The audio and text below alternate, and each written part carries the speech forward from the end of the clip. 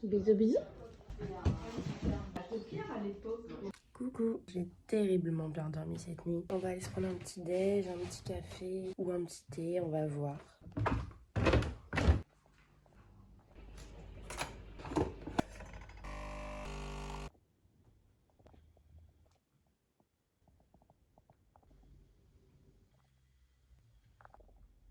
Bienvenue dans cette nouvelle journée, on est samedi, donc ça veut dire que je suis en week-end. Il y a un rayon de soleil à Paris, je sais pas ce que je dois en penser. Être ici dans la chambre de Sarah, tranquille, en petit jogging au soleil, c'est le bonheur. Du coup je vous explique un petit peu, hier soir je suis arrivée vers 18 h. Là je suis chez ma meilleure amie d'enfance. C'est vraiment une maison dans laquelle on se sent trop bien, moi je me sens toujours trop bien quand je suis ici. C'est vraiment une grande maison familiale. Dans la chambre de Sarah on a une petite cheminée. Là je vais aller me laver parce que mes cheveux sont hyper gras et que c'est vraiment désastreux. Ah oui, je sais pas si je vous ai dit, mardi je vais chez le coiffeur. Vraiment le truc tant attendu depuis plusieurs mois. Les filles vont pas tarder à rentrer. Oh bah elles sont rentrées. Maman, elle avait... On va voir ça. C'est là ma copine d'enfance. Ma copine d'enfance. On a un mois d'écart. À tout à l'heure.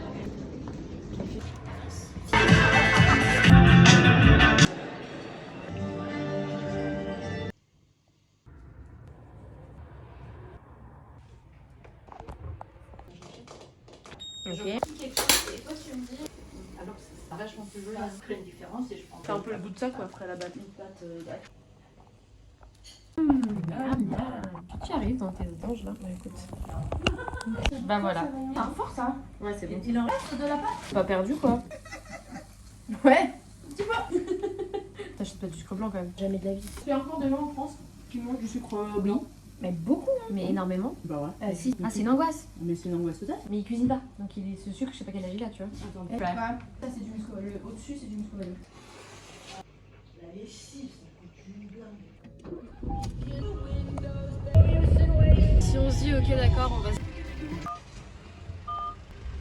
Là du coup Sarah m'a déposé chez mon papa. En fait il sait pas que je viens. Je lui fais la petite surprise. Alors pour moi on est lundi matin, je vais vous expliquer un petit peu ce qu'on va faire aujourd'hui. Là je viens de me réveiller, il est à peu près 9 h. Je vais contacter les agences sur mon téléphone, je vais les appeler et je vais leur demander si on peut se voir cet après-midi ou demain. Je vais prendre un peu sur moi. Il faut savoir que pour moi c'est un peu difficile de m'être déplacée jusqu'à Paris et là de ne pas y aller ce matin, dans le sens où je ne me déplace pas dans la rue, donc j'ai l'impression que l'action est un peu moins concrète, mais je pense que c'est nécessaire parce qu'en fait vendredi j'ai vraiment beaucoup perdu de temps, dans le sens où oui je suis allée voir toutes les agences que je voulais voir, comme je ne les ai pas vraiment rencontrées et que ces personnes n'étaient pas aptes à me rencontrer, finalement ça a un peu gâché l'effet de surprise. Je vais envoyer des messages, rappeler les agences à partir de 10 h, 10 h30 par contre. Faut pas que je les appelle trop tôt. Et ce midi je mange avec l'entreprise chez qui j'avais fait mon stage il y a 3-4 mois. Donc ça c'est trop chouette. Putain mais ils font du bruit là. Donc ce matin je suis un peu en télétravail. On va commencer la matinée par envoyer 2 petits mails. Alors je vais envoyer un premier message à l'architecte que j'avais eu au téléphone mardi dernier, qui m'avait dit qu'elle serait voilà, peut-être disponible lundi ou mardi, donc aujourd'hui ou demain pour un entretien. Il fallait qu'elle réfléchisse et surtout qu'elle puisse se renseigner sur l'alternance. Voilà, elle m'avait dit qu'elle me renverrait un petit message. Donc là moi je vais prendre les devants parce que bah, du coup je pars quand même après-demain. Si je peux profiter du temps qui me reste pour la rencontrer, ça serait vraiment super.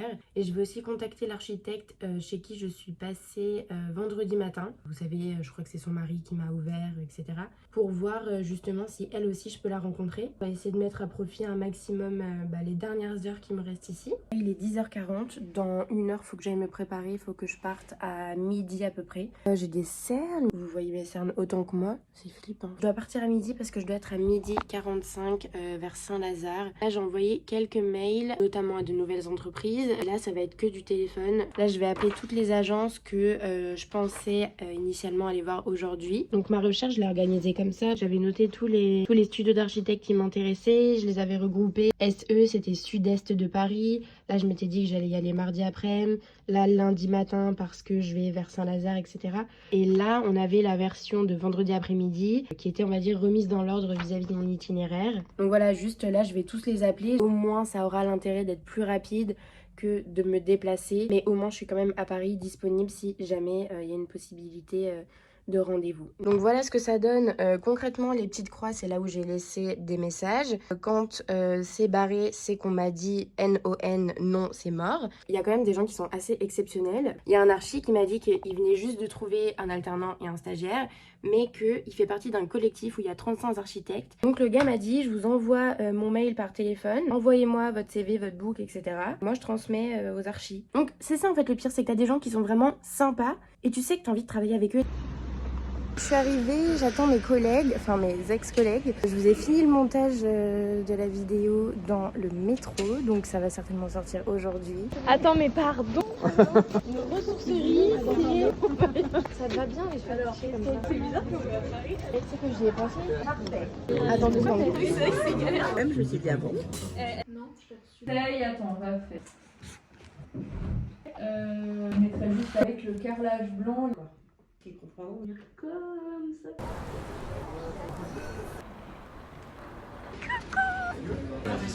Me voici. Oh, regarde l'effet que ça fait. Waouh. Non mais c'est pas trop bizarre? Bah, ça s'appelle une goutte d'eau sur un objectif. En vrai banger. Hein. C'est très bizarre. Du Il y a contenu une là. photo d'instagrammeuse que tu peux faire là. Ok, vas-y.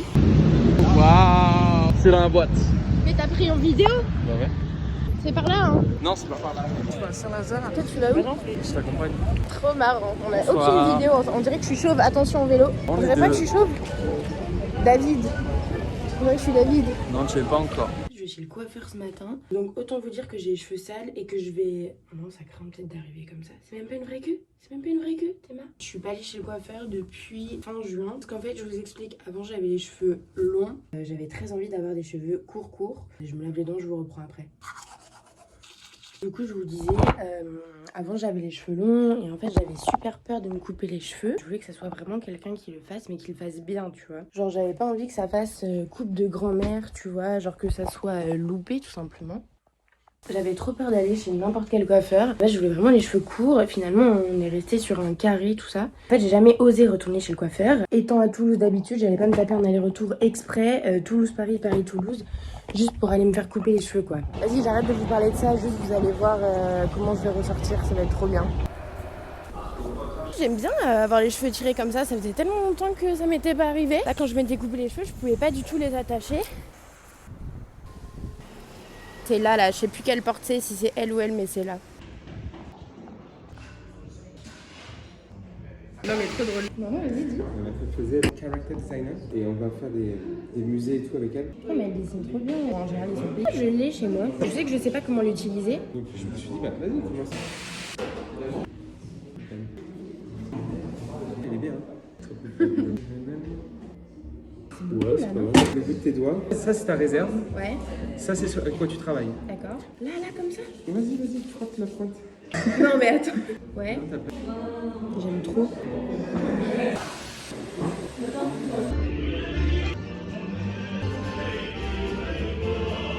Je suis arrivée à la maison, là en fait il pleut, depuis que je suis sortie il pleut. Bon j'ai eu ma maman au téléphone sur le retour donc je vous ai rien filmé puisque j'étais en vidéo avec elle. Mais regardez comme c'est moche là. T'aimes bien ta coupe aujourd'hui? Ça va. Dites à Juliette si elle a une jolie ou une moche coupe dans les commentaires. Comparé à la vidéo d'avant. C'est quoi la vidéo d'avant? Faut que je vous raconte où j'en suis, comment s'est passé mon après-midi parce que je vous ai rien filmé. J'ai vraiment passé une après-midi, encore une fois, difficile. J'étais assise là, sur mon lit et j'ai appelé des agences, envoyé des mails, etc. Le début de mon après-midi s'est passé comme prévu, mais après pas du tout. Je me suis mise sur internet et j'ai regardé s'il y avait des offres d'alternance en architecture d'intérieur sur Paris, Toulouse, Marseille, Bordeaux. Alors c'est pas l'idée du siècle, hein. Enfin en général quand tu cherches une alternance, tu regardes les annonces. Sauf que je suis tellement en train d'essayer de démarcher les entreprises une par une et d'essayer de me vendre entre guillemets que en ce moment je fais ça en boucle, appeler, envoyer des mails aux agences et en fait je prends plus du tout le temps de regarder les annonces. Ça faisait très longtemps que j'avais pas regardé. J'en ai parlé hier avec Hugo donc je me suis dit vas-y en vrai cet après-midi je fais ça. Je postule à plein d'annonces et je choisis 3 boîtes que je vais voir cet après-midi. Sauf que, autant vous dire que vu le nombre d'annonces que j'ai trouvées, c'est-à-dire très peu, il y en a 0 à Marseille, 0 à Toulouse, 0 à Bordeaux. Après, je dis pas qu'il y en a pas du tout sur internet, j'imagine que sur LinkedIn il y en a, j'imagine que sur des sites où tu payes, tu peux en trouver. J'ai regardé sur Indeed, j'ai regardé sur Pôle emploi, j'ai regardé sur, on va dire, les gros sites, genre Hello Work, Jobber, etc. Enfin bref, j'ai fait un peu tout Google, quoi. J'ai écumé Google. Si en fait j'ai vraiment trouvé une seule annonce qui correspondait parfaitement à ce que je voulais, et j'ai appelé, on m'a pas répondu, j'ai envoyé mon mail et je rappellerai demain évidemment. Ce que je voulais dire c'est que voilà, j'étais très optimiste. Je pensais quand même pouvoir avoir 4-5 pistes et aller voir voilà, les agences cet après-midi. Quand j'ai pris mon ordi, j'ai cherché sur Google alternance archi d'intérieur, Paris ou Marseille ou bref les grosses villes et je trouvais pas. Et quand je vous dis que je trouvais pas vraiment de trucs qui me correspondaient, je me disais non mais c'est bizarre et tout. Et en fait de fil en aiguille, je prenais le temps de vraiment chercher, je me disais attends mais c'est bizarre, c'est très bizarre que je trouve pas quand même. Enfin tu sais, je sais que les alternances c'est compliqué à trouver, je me disais pas qu'il y avait si peu d'offres vraiment. Après ça me proposait des trucs en management, en communication, je suis en mode ça n'est pas du tout ce que je cherche. Google, tu te trompes. J'ai tellement cherché que dehors il faisait quasiment nuit. Là la journée elle est terminée, j'ai continué d'appeler. J'ai même rappelé sur Toulouse parce que j'ai appris que en vrai je suis trop contente de ce que je vais vous dire, mais ça ne me concerne pas, donc forcément je suis un peu dégoûtée. Il y a une personne de ma classe qui a trouvé une alternance. En fait, actuellement, on est 4 à pas avoir trouvé d'alternance. Maintenant, on n'est plus que 3. Sur le moment, j'ai eu un tout petit pincement au cœur où je me suis dit « Oh non, j'aurais tellement aimé que ce soit moi. » Mais en vrai, je suis trop contente. Ça veut dire que si cette personne a trouvé et que d'autres personnes ont trouvé, parce que j'ai entendu dire ça, ça veut dire que potentiellement, je peux encore trouver quelque chose sur Toulouse. Et ça veut dire que quand je rentre, je vais pas lâcher en fait mes recherches et je vais continuer sur Toulouse et je vais recommencer, je vais tout écumer. Vraiment écumé, j'aime bien ce mot. Donc en gros, grosse réflexion depuis hier. Hier soir, j'étais trop mal et j'ai vraiment essayé de comprendre pourquoi j'étais trop mal. Et tu vois, il y a un moment où ma mère m'a dit « Mais est-ce que en fait finalement ça a vraiment servi à quelque chose que tu viennes à Paris ?» Je me suis vraiment posé la question, je me suis dit « Attends, est-ce que ça a servi à un truc ?» Et en fait oui, ça a tellement servi parce que déjà je suis partie de chez moi, ça m'a fait du bien de changer un peu de contexte parce que là... j'adore travailler au resto, mais c'est vrai que c'est un peu fatigant. D'être en journée en recherche d'alternance, le soir au travail, ça se trouve le lendemain je vais à l'école, etc. Vous savez, le lundi ou le mercredi pour les groupes de recherche d'alternance, bref. Donc en fait, je suis hyper surmenée dans ma tête, j'ai plein de choses auxquelles il faut que je pense, en fait comme tout le monde. Par-dessus ça, tu rajoutes la deadline qui se rapproche. Ça me stresse un petit peu et donc j'ai commencé à réfléchir à sa question.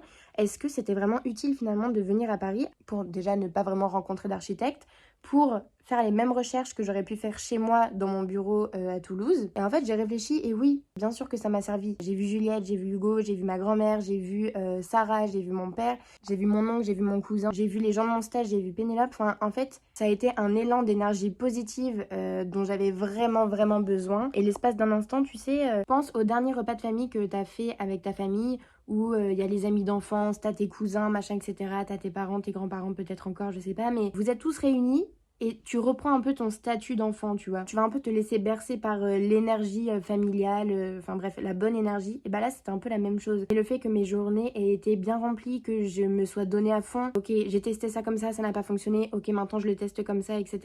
Le fait de sortir de ta zone de confort, de ton contexte habituel, de pas être chez toi, il faut tirer du positif de ça. Et qu'il y a 2-3 jours, franchement, j'étais vraiment dans un bad mood en me disant, ok, mais en fait, peut-être que ma mère a raison. Finalement, peut-être que ma mère a raison. Finalement, peut-être que ça sert à rien que je sois là, tu vois. Et au fond de moi, quand je réfléchis, si je sais que ça a servi à quelque chose et que ça m'a un peu rechargé mes batteries. Bon, les gars, à la base, je devais y aller en métro. Je suis très chargée. Ça, c'est, dites-vous, juste cette valise, c'est juste pour les décorations de Noël. J'ai dû commander un Uber.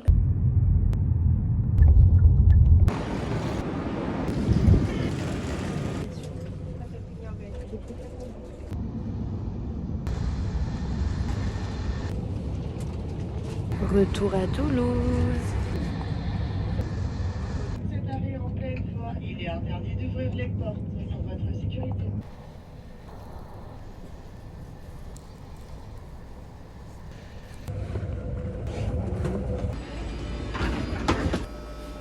Je viens d'arriver à Toulouse, vous savez même pas à quel point je suis fatiguée, j'ai eu mal à la tête une bonne partie du voyage. Le train a eu 2 heures de retard. J'aurais dû arriver à 15h30 et il est presque 18h.